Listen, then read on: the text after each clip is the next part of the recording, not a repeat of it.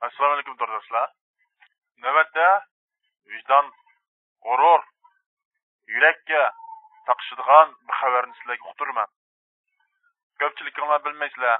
O'yin o'ynab, to'r bekatlarni ko'rib, ko'ngil ichib, MTV'ni naqshini anglab, quloqlaringizga qo'yg'ishni qo'yib yurgan vaqtingizda bunda xabarni yetkazib qo'yinglar.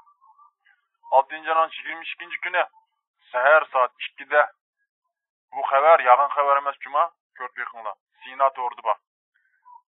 6-ayning 26 kuni sahar soat 2 da Guangdong o'lkasining Shaogan shahridagi bir o'yinchiq zavodida Uyg'ur ishchilari bilan Xanzu ishchilar orasida qattiq to'qinish yuz bergan.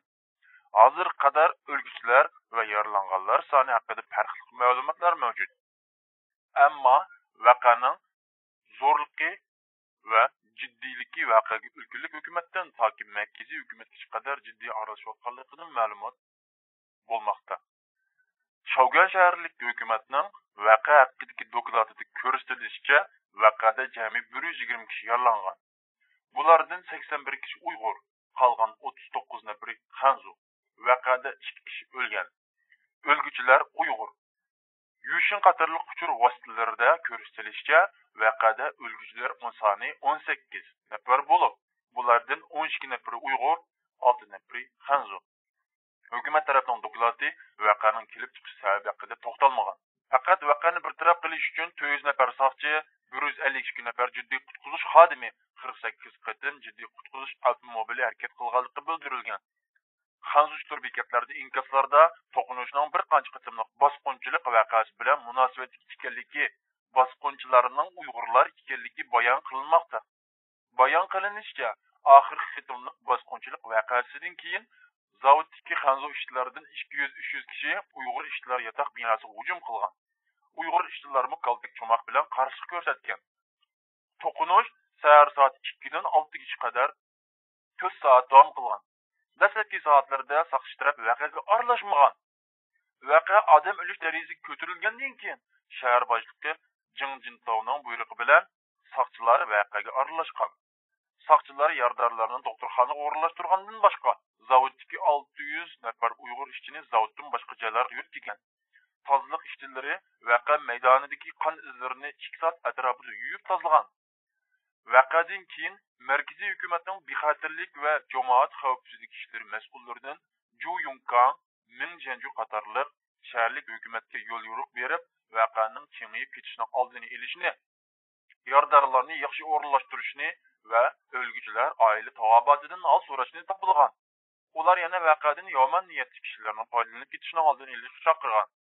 Voqeaning sababi haqida hozirgacha ma'lumot beruvchilar to'qinishning bir tarafi, ya'ni Xanzu taraf bo'lib, Uyg'urlardan ilingan hech qanday ma'lumot yo'q. Shaharlik hukumatning o'rinlashtirish buyruqida Uyg'urlarning urf-odatlariga hurmat qilish, yemak-ichmak qatorliq turmush sharoitlarini yaxshilash ta'kidlangan.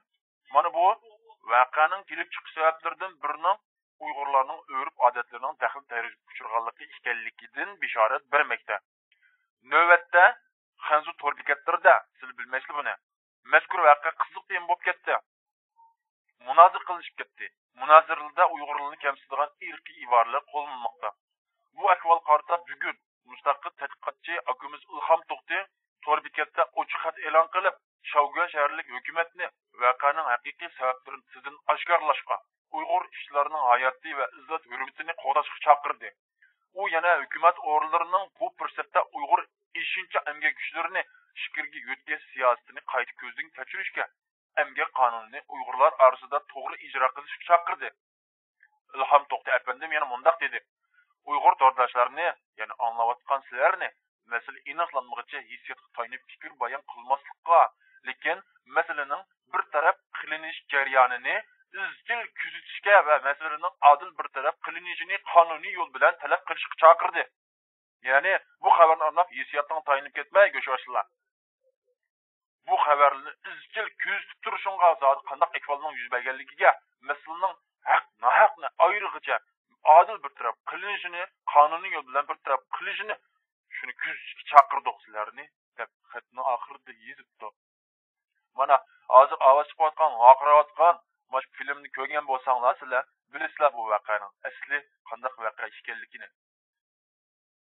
Mana shu paytlarda shuni deb qo'yish nihoyatda muhim. Uyg'ur yoshlari xaraplashib ketib oq chekib, o'zining vijdonini setib, yotoqni ichib, o'zining kayf safosiga, hissiyatiga, o'zining xushligiga, kayfing berilib ketib, atrofida bo'layotgan ishlarga quloq solmay, qanday ishlar bo'lyotidi? Janubdan boshqa yerga ketib, nima ishlarni qilyotidi bular zodi? O'zining o'yiniga berilib ketib, azroq pulunga, chiroyli guyliga berilib ketib, atrofida qanday ishlarni yuz berayotganligini bilishmay yashab ketma herkes. Yana bir ishni ta'kidlab qo'yilishi nihoyat arziydi. Cho'qim mamlakatimizning qonunida 56 millatdan biri bo'lgan Uyg'urlar cho'qim o'zining qonuniy huquq manfaatini Cumhuriyet Xalq Cumhuriyetining qonun siyosatlari orqali cho'qim qo'g'day oladiganligini, shu qonun siyosatlari orqali hozir bo'layotgan voqeaning, o'tgan bu to'qinishning zodi qanday ekanligini, shu ishlarning ravus bir taraf qilinishiga ko'z quloq bo'lib turishingni umid qilganligimizni ta'kidlayapmiz. Shu taqda o'zimizning g'ururini bisulib shunchalik so'zlarni so'zlayotgan so'zlarimizni anglayapsizlar. Bu ahvolni anglab qo'yib, bo'lib qo'ydigan ishlar emas. Cho'qim bu ishlarni qanday ekanligiga quloq solib, to'rdoshlar, to'rga kiradigan Uyg'urlar hozir necha milliondan oshadi. Shunga ko'z quloq bo'lib, kuyinib qarindoshlaringga bu ahvolning zoti qanday ahvol ekanligiga yaqindan ham nafasda bo'lib, qarindoshlik mikrini endi yetkazmasang bo'lmaydiganligini tonilishingni navbatda yana ta'kidlaymiz.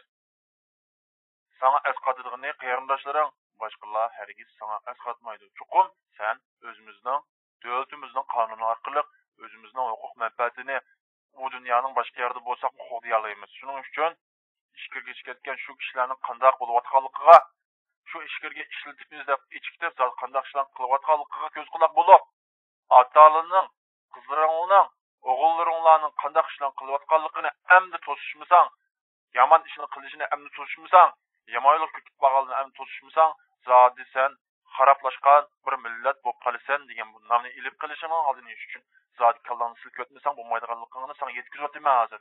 Chuqum sen kallangdan o'tkazib, yuragingni azroq tutib beqishingni umid qilaman. Shuning uchun men xabarni sana o'qib berdim. Albatta, sen hozir to'r bekatida bir narsa o'qimaysan. Shuning uchun sana ovozli qilib yo'llab qo'ydim. Shunga urumchilik bolalar yoki boshqa xotin, boshqa yoki bolalar anglab qolsanglar buni, bu xabarning zoti qanday xabar ekanligini bir bilib beqinglar. Zodi bu xabarga cho'qim aralashmasanglar, bu ishlarga zodi aralashmasanglar bo'lmaydiganligini bilib beqinglar. Bu ishlar to'satdan yuz berib qolgan ishlarmi yoki kimning xato, kimning to'g'ri, bu ishlarga ko'z quloq bo'lishinglar, azroq vaqtingizni chiqarib, Bantiomeng, Chukyufichi yoki boshqa o'yinlarni o'ylagan vaqtingizni azroq ma o'ylaylarga chiqarib, naqasinglar yana ta'kidlaydiganimiz, diqqatingizni azroq bo'lsin markazlashtirib, ma ishlarga ko'z quloq bo'lishib turinglar. Yepam shuning bilan tugidi.